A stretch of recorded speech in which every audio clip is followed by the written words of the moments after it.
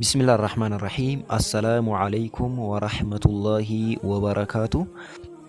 Waajibata salaataa yookaan dirqamoota salaataa wantoota inshaallah salaata keenya balleessan akkasuma wantoota salaata keenya keessa sirriitti eeggatuu qabnu jenneeti mata duree jedhuun ilaalaa jirra.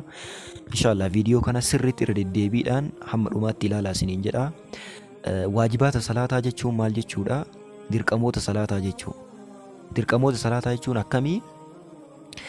Wantoota namni tokko dirqama salaata keessatti dalaguu qabu, salaata keessatti dirqamaan raawwatuu ka qabnu garuu yoo daganneetiin kadhiifnu ta'e, yoo akka tasaa dagannee osoo hin yaadatiin yoo kadhiifnu ta'e sujuuda sahwii yookaan sujuuda daguu ka jedhamu xumura irratti ka buunu, yoo ammoo beekaa kadhiifnu ta'e salaanni keenya kan ittiin baduudha jechuudha.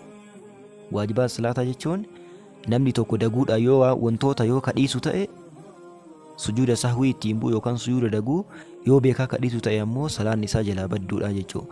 Waajibaanni salaataa warroonni jedhama yookaan dirqamoonni salaataa wantoota saddeeti. Isaanis maal fa'a? Tokkoffaa jamiicu takbiiraati ghayra takbiiratil ihraam. Takbiiraa harramannaa yookaan takbiiraa seensaa ka salaatatti ittiin seenan san malee Allahu akbariin jiru hundi sunnaadha.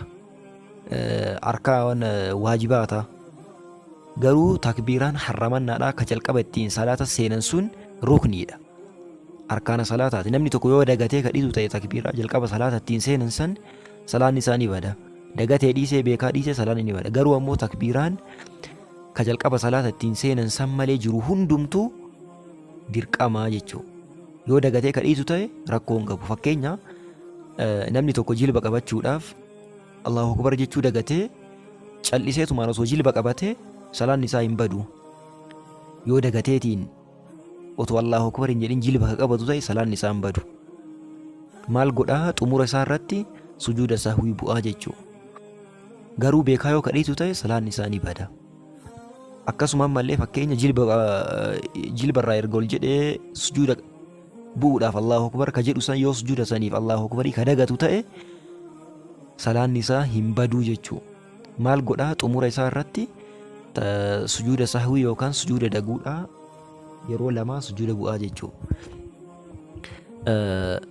Takbiiraani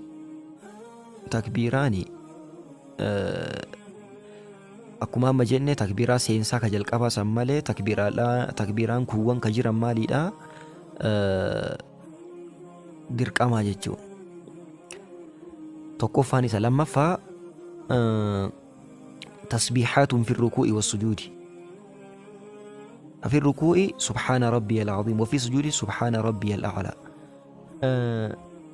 سبحان ربي العظيم جتشودا يرو ركوع أبوان نمي تكو ركوع أبو يرو هدو يوكا يرو جلبك أبتشو هدو جتشمال جرو جتشودا سبحان ربي العظيم جتشودا إرجع جلبك أبتي بودا نمي تكو أجتي سبحان ربي العظيم جتشو سوداغتي سلان نساهم بدو maal godhaa? Xumura irratti sujuuda sahwii bu'a. Beekaa yoo kadhiisu ta'e ammoo salaan isaa jalaa bada.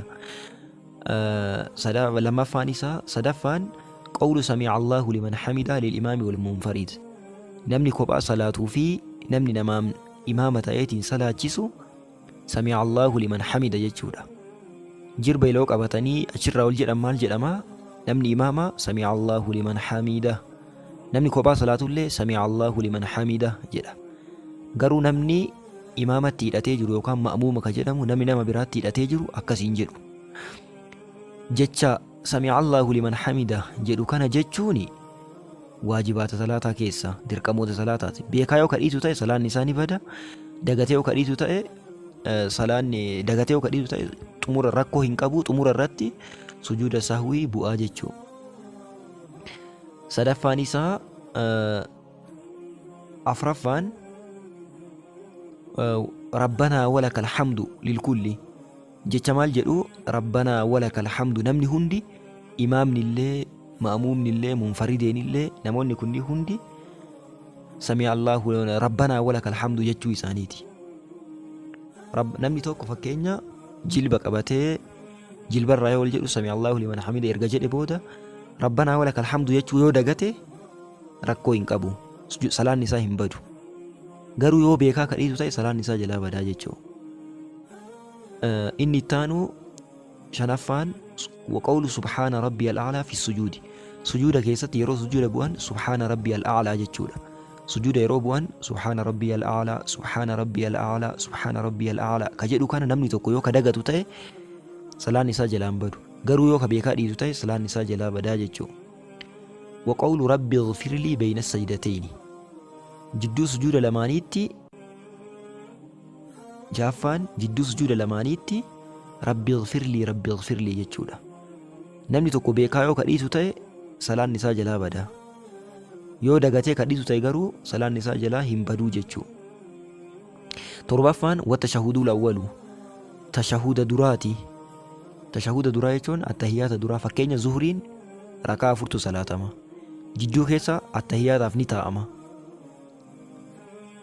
Attahiyyaanni jidduu sun yookaan tashahudni jidduu sun namni tokko osoo dagateetiin ka ol ka'u ta'e attahiyyaata silaa ka taa'uu qabu, taa'eetiin silaa attahiyyaata ka qara'uu qabu.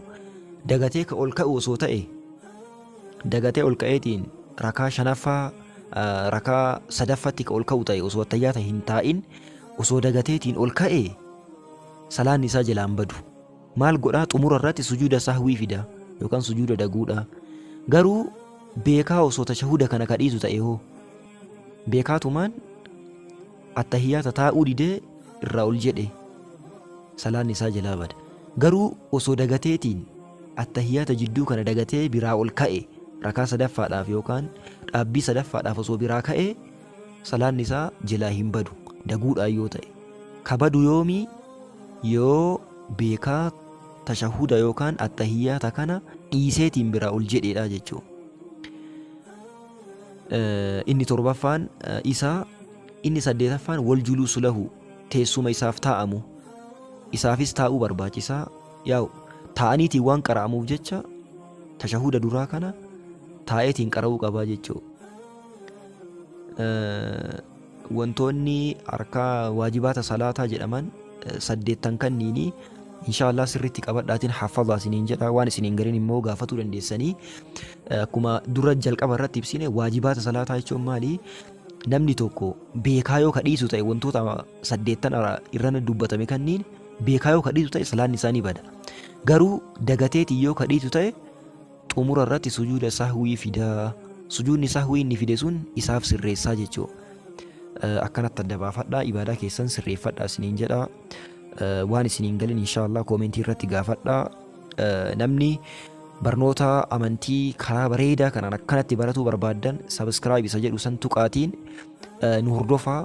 Viidiyoo kanas laayik godhuudhaan eegalaa iddoo hundaa sheer godhuudhaan namoota mara biraan gayaa isiniin jenna. Yeroo gaarii isiniif haa ta'u. Assalaamu alaikum warahmatullaahi wabarakaatu.